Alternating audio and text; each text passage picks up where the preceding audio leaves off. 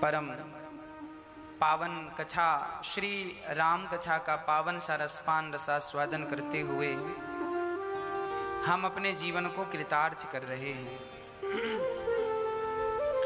सभी भक्तजनों को जो साधना टीवी के माध्यम से घर में बैठकर के कथा का रसपान करते हुए अपने जीवन को कृतार्थ कर रहे हैं, सभी भगवत भक्तों को, सभी भगवत प्रेमियों को जय श्रीमन नारायण, जय श्री कृष्णा, जय श्री सीताराम, जय श्री राधे। भगवान का पावन सा चरित्र जो कि अथाह समुद्र की तरह है, कोई पार नहीं पा सकता, ऐसा पावन सा चरित्र हम श्रवण करते हुए आज तृतीय दिवस की कथा को श्रवण करेंगे। इस कथा में यजमान बनकर श्री संतोष देवी दीपक जी हरियाणा से,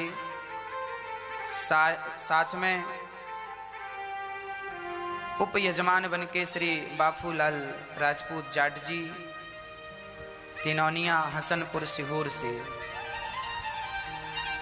आप सभी कथा का रसपान करते हुए अपने जीवन को कृतार्थ कर रहे हैं। कल बड़ा ही उत्सव का हम लोगों ने दर्शन किया। भगवान राम जी ने अवतार लिया, धरती पर जन्म लिया। किस लिए लिया? विप्रधेनु सुर संतहित लीन है मनुज अवतार, निज इच्छा निर्मित तनु माया गुण गोपाल। मॉनिटर थोड़ा ठीक करो, बढ़ा दो।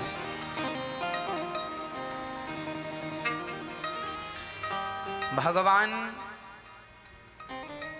धरती पर अवतार क्यों लिए, किसके लिए आए? विप्रधेनु सुर संतहित लीन है मनुज अवतार। भगवान हाँ किसके लिए आए?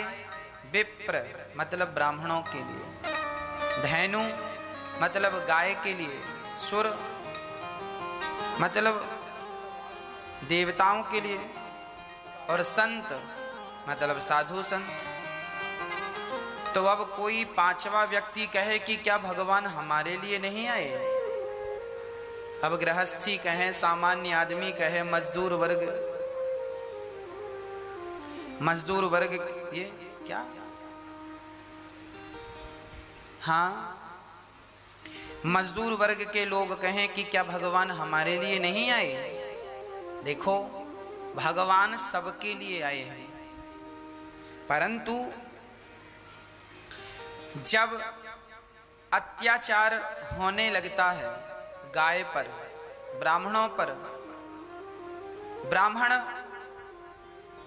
वेदों को संभालते हैं, वेदों का ज्ञान सब तक पहुंचाते हैं, और जब ज्ञान ही नहीं बचेगा, ब्राह्मण ही नहीं बचेगा, तो फिर ज्ञान कहाँ बचेगा?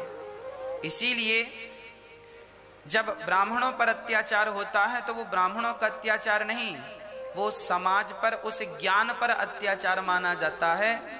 ज्ञान का ह्रास है वो। चाणक्य जी जब धरती छोड़कर गए तो केवल चाणक्य थोड़ी मरे, चाणक्य के मरने पर केवल चाणक्य नहीं मरे, चाणक्य का वह ज्ञान मर गया जो ज्ञान उनके बाद आज तक किसी को नहीं हुआ, है ना?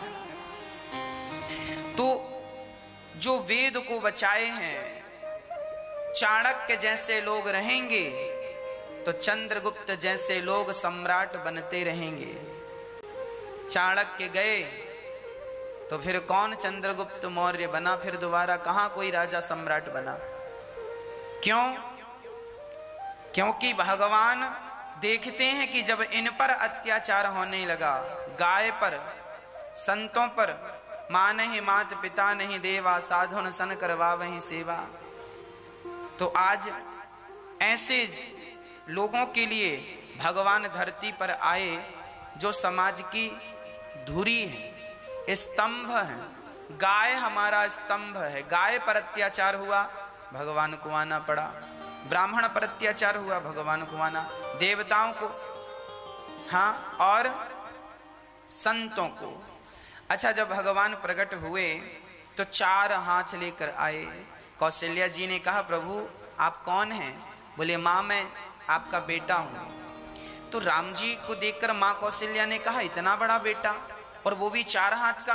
बोले 4 हाथ का तो बेटा नहीं चाहिए, हमें 2 हाथ का चाहिए। तो भगवान छोटे से बन गए। और माँ ने कहा, रोइए, ऐसे थोड़ी है। तो माँ ने जब कहा कि जैसी सुलीला अति प्रिय शीला, यह सुख परम अनुपा, सुनि बचन सुजाना रोदन जाना, होए बालक सुरभूपा, यह चरित जो गावहीं हरि पद पावहीं, तेना परहीं भव कोपा। भगवान अपनी माँ की आज्ञा का उल्लंघन नहीं करते, छोटे से बन गए। सुनि शिशु रोदन परम प्रिय वाणी, संभ्रम चली आई सब रानी। जैसी सुना कि कौशल्या ने बच्चे को जन्म दिया है, उसी समय सारी माताएं आ गईं। सारे नगर की स्त्रियां जो मातृ तुल्य थीं, सारी के सारी रानियां और भगवान के प्रेम करने वाले तमाम वो भक्त आ गए। और जब आए तो भगवान को देखकर सब गदगद हो गए। एक सखी दौड़ी दशरथ जी के पास, सुनो सुनो दशरथ जी, बधाई हो। भाई ये हविंग चल रही है साथ में, बधाई हो बधाई हो। ऐसा सखियों ने जाकर के दशरथ जी को संदेश दिया, बधाई हो बधाई हो बधाई हो। अब जैसे ही सखियों ने संदेश दिया, पुत्र जन्म, दशरथ जी पिता बन गए आप, बुढ़ापे में रबड़ी सी रात में लड़ुआ सुलाला जायो है। कौशल्या मैया ने, अच्छा अब तो जो हार पहन रखा था दशरथ जी ने, ले जा, ये ले जा। तब तक दूसरी सखी आई, सुनो हमें भी बधाई दो। अच्छा वही बधाई लेने आई है ना जो पिछली? ना ना मैं नई खबर लाई हूं। तो तुम क्या खबर लाई हो? बोले सुनो, कैकेयी ने भी एक सुंदर से लाला को जन्म दिया है। अच्छा तुम ये ले जाओ। दशरथ जी मानहु ब्रह्मानंद समाना, सुमित्रा ने एक नहीं 2-2 बच्चों को जन्म दिया।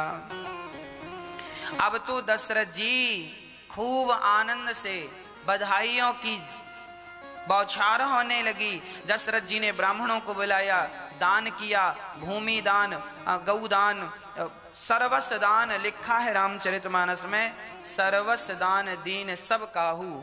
और इतना दिया कि जिसने पाया वो ले जा ही नहीं सका। अब बताओ, एक आदमी आए आपके घर कुछ मांगने और आप उसे 1 कुंटल दे दीजिए, तो 1 कुंटल अकेला आदमी कैसे ले जाएगा? वो आया था कि भाई 10-20 किलो मिलेगा, है ना? तो दशरथ जी ने कुंटलों से सोना दिया। अब कितना ले जाएगा? हाथ में जितना आएगा उतना तो ले जाएगा। इतना दिया दशरथ जी ने कि जेहि पावा राखा नहीं ताहू, सर्वस्व दान दीन सब काहू। लिखा है सर्वस्व दान कर दिया दशरथ। दशरथ जी की जितनी संपदा थी सब दान कर दिया।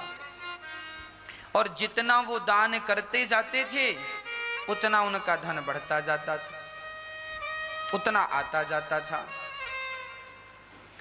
दशरथ जी ने चारों तरफ ध्वजा लगने लगे, आम के पत्तों का वंदनवार बनने लगा। सब लोगों ने अपने घर में शुभ लाभ लिखा, घर के आंगन में दीपक जलाया और सारी सखियां, सारे नगरवासी बधाइयां ले लेके, कोई चावल लेकर जा रहा है, कोई दाल लेकर जा रहा है, कोई पैसा लेकर जा रहा है, कोई हीरे मोती लेकर जा रहा है और सब दशरथ जी के आंगन में बधाई दे रहे हैं। दशरथ जी का आंगन सोना चांदी हीरा मोती अनाज से भर गया और जितना दशरथ जी को मिल रहा था उससे ज्यादा वो बधाई में लुटा रहे थे।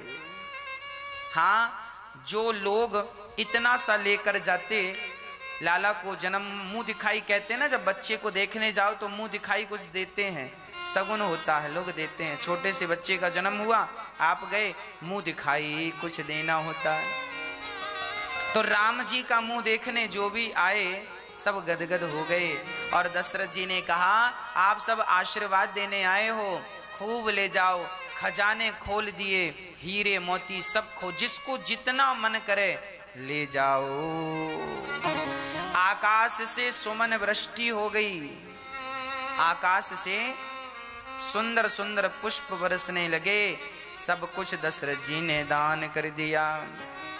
चंदन और कुमकुम की तो कीच मच गई, इतना चंदन और कुमकुम लोग घिस घिस के लाए और दशरथ जी को एक बधाइयां कैसी, चंदन लगा लगा, दशरथ जी के गाल में चंदन लगा दिया, बधाई हो।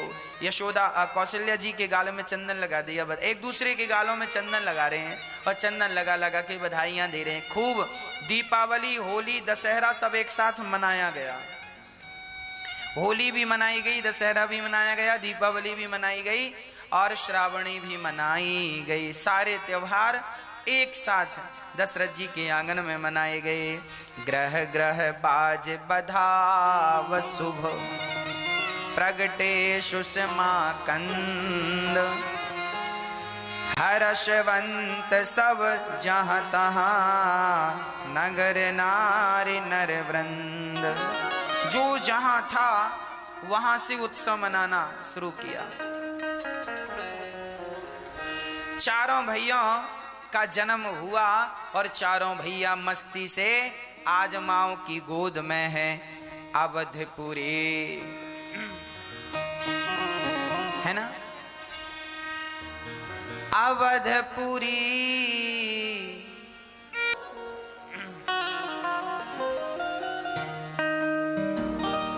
दशरथ जी ने बहुत उत्सव मनाया, चारों तरफ आनंद की लहर थी। भगवान के उत्सव चारों तरफ मनाए जा रहे, केवल अयोध्या नहीं, घर घर में और आसपास पूरा क्षेत्र। राम जी के देवता स्वर्ग लोक में भी देवता लोग भगवान का उत्सव मना रहे हैं।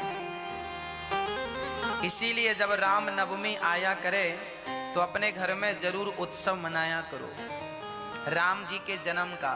कृष्ण जन्माष्टमी आए तो कृष्ण जन्मोत्सव जरूर मनाया करो। राम नवमी आए तो राम जी को स्नान कराओ बढ़िया से। सालेग्राम जी, लड्डू गोपाल जी, उन्हीं को स्नान कराओ दूध से, दही से, शहद से, शक्कर से। उनको बढ़िया कपड़े पहनाओ, उनको बढ़िया, वो आज उनका जन्मोत्सव है। जिस हिंदू परिवार में, जिस हिंदू घर में भगवान के यह उत्सव मनाए जाते हैं, वही भगवान के भक्त हैं और वही सनातन संस्कृति से जुड़े लोग हैं। जिनके घर में ये उत्सव नहीं मनाए जाते, उनके घर में, उनके घर को घर नहीं कहा जा सकता। इसीलिए जिनके घर में तुलसी है, जिनके घर में लोग एकादशी का व्रत करते हैं, राम जन्मोत्सव, कृष्ण जन्मोत्सव मनाते हैं, कीर्तन करते हैं, कथाएं सुनते हैं, वही घर घर है ना। तो अब दशरथ जी ने गुरु वशिष्ठ जी को बुलाया। गुरु जी आइए। गुरु जी आए। क्या करना है राजन? महाराज आपकी कृपा से पुत्र हुआ है, 4 बच्चे हुए हैं। अब दशरथ जी बच्चों को गोद में लिए लिए घूम रहे हैं आनंद से। वशिष्ठ जी आए, चरणों में प्रणाम किया, चरण धोकर बिठाया, कहा महाराज मेरे पुत्रों का नामकरण संस्कार कर दो। आज भगवान का नामकरण संस्कार श्री वशिष्ठ जी कर रहे हैं। देखिए, संस्कार शब्द तो भगवान के साथ भी जुड़ा है। जो भगवान, जो व्यक्ति संस्कार से जुड़ा है वही आज सुखी और सुरक्षित है। जो संस्कार से नहीं जुड़ा आज वो सुखी भी नहीं है और सुरक्षित भी नहीं है। मैं सुरक्षा की बात इसलिए कर रहा हूं कि आज शराब लोग पी लेते हैं, मांस खा लेते हैं। जो व्यक्ति मांस खा रहा है, शराब पी रहा है, समझ लेना कि यह व्यक्ति सुरक्षित नहीं है। सुरक्षित उसी को समझना चाहिए जो मरने के बाद भगवान के धाम को चला जाए भक्ति के बल पर, और जो भगवान के धाम को ना जाए, नरक में चला जाए, तो वो सुरक्षित कैसे है? वो तो असुरक्षित है, क्योंकि इसे तो नरक जाना है। तो आप अपने संस्कार इतने स्ट्रांग कीजिए, इतने मजबूत कीजिए, अपने आप को भगवान से इस कदर जोड़िए कि आप सदा भगवान के धाम में ही जाएं। अभी भी भगवान के चरणों में आप बैठे हैं और ऐसे भजन करते हुए, भगवत प्रेम करते हुए आप भगवान के धाम को चले जाएं। और ये कब संभव है? जब हम अपने आप को संस्कारों से जोड़ेंगे, सत्संग से जोड़ेंगे। आज हमारे देश में संस्कारों की जरा कमी होती जा रही है। आज माँ बाप अपने बच्चों को वह संस्कार नहीं दे पा रहे हैं जिन संस्कारों की बात रामचरितमानस में लिखी है। अभी देखिए वशिष्ठ जी नामकरण संस्कार कर रहे हैं। आगे जब भगवान पढ़ने के लिए जाएंगे तो वहां पर एक बात लिखी है कि जब राम जी पढ़कर आते हैं तो पढ़कर बेटा आ गया है, पता कैसे चलेगा? आजकल तो माँ बाप डिग्री चेक करते हैं, वाह फर्स्ट नंबर आया, इतने तुमने नंबर लाए, यह ग्रेड आया आपका, वाह। माँ बाप आजकल ग्रेड देखते हैं। आजकल माँ बाप बच्चों की अंक सूची में नंबर चेक करते हैं, जबकि पहले के जमाने में ये सब नहीं होता था। कैसे? बच्चे का सर्टिफिकेट नहीं बताएगा कि ये कितना पढ़ा है, बच्चे का व्यवहार बता देगा कि ये कितना पढ़ा है। एक तो होता है सर्टिफिकेट, है ना? आजकल बच्चों के पास क्या है? कागज है, ये महाराज जी हमने पीएचडी की है, ये रहा कागज, सर्टिफिकेट है। आपके कागज में तो पीएचडी है, आपके व्यवहार में कितनी पीएचडी है? रियल कागज क्या साथ में ले जाओगे? इसीलिए पहले की शिक्षा और आज की शिक्षा में बस यही अंतर हुआ है कि पहले की शिक्षा व्यक्ति के चरित्र में दिखती थी, व्यक्ति के स्वभाव में, नेचर में दिखती थी, और आज की शिक्षा केवल कागजों में दिख रही है। मैं पढ़ा लिखा हूं, ये कागज बता रहे हैं, पर रियल में पूछा जाए कि क्या तुम्हारे पास अक्ल है? माँ बाप से बोलने का क्या तुम्हारा लिहाजा है? कैसे बोलते हो? अपने से बड़ों से तुम कैसे बात करते हो? तो बात करने की भी समझ नहीं है, अपने से बड़ों से कैसे बात करनी चाहिए। और डिग्री है पीएचडी की, और बात करने का तरीका नहीं सीखा साहब ने, है ना? कागज में तो डिग्री है पर चरित्र में कुछ नहीं है। इसीलिए अब राम जी जब पढ़कर आए, गुरु वशिष्ठ जी के पास जब राम जी पढ़ने गए, और अल्पकाल विद्या सब पाई, गुरु ग्रह गयऊं पढ़न रघुराई। जब राम जी पढ़ने गए और पढ़कर आए तो जानते हो, पढ़कर आए तो राम जी ने क्या सीखा?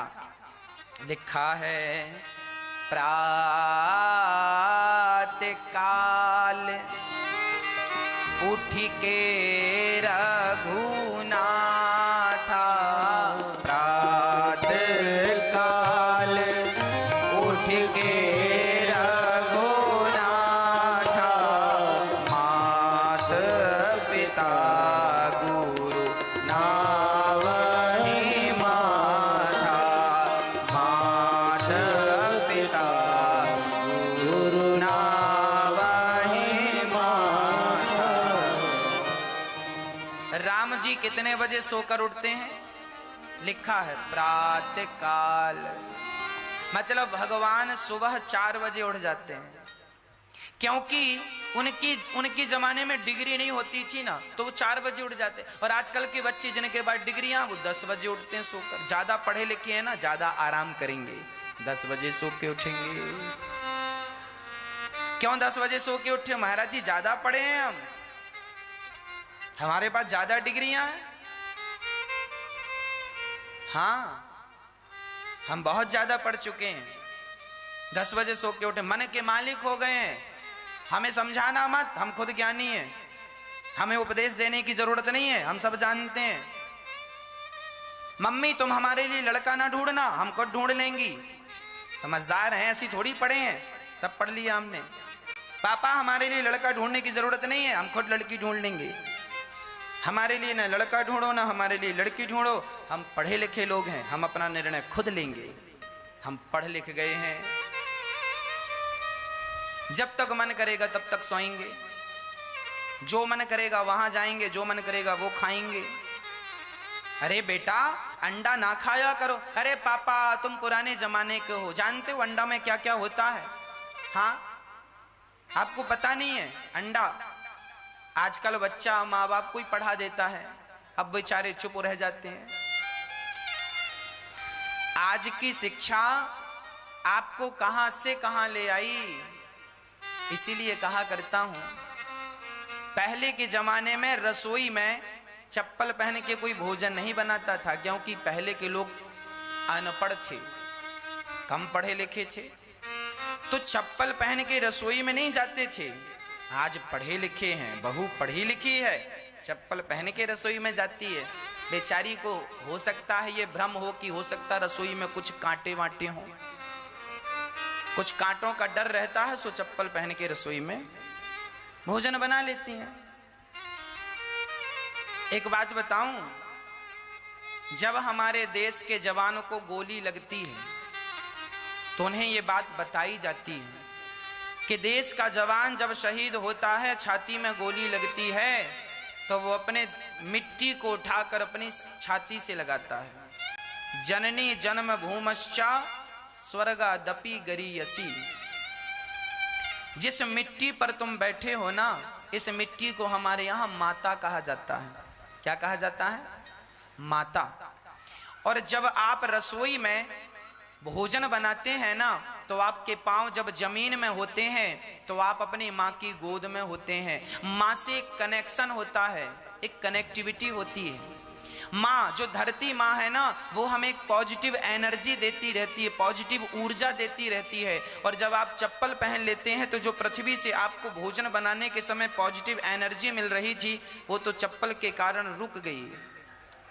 तो भाई सिंपल है, आप फेस का तार पकड़ लीजिए, अर्थ आप मत पकड़िए तो करंट नहीं लगेगा, है ना। आप यदि फेस का तार पकड़ लें और चप्पल पहन के तब तार पकड़ें तो आपको करंट नहीं लगेगा, और आप चप्पल उतार के यदि फेस का तार पकड़ लें तो आपको करंट लगेगा। ये बात साइंटिफिक है कि नहीं? हाँ या ना? फेस का तार देखो, प्रैक्टिकल ना करना, जिन्होंने किया है मैं उनकी बता रहा हूं, आप ना करने लग जाना।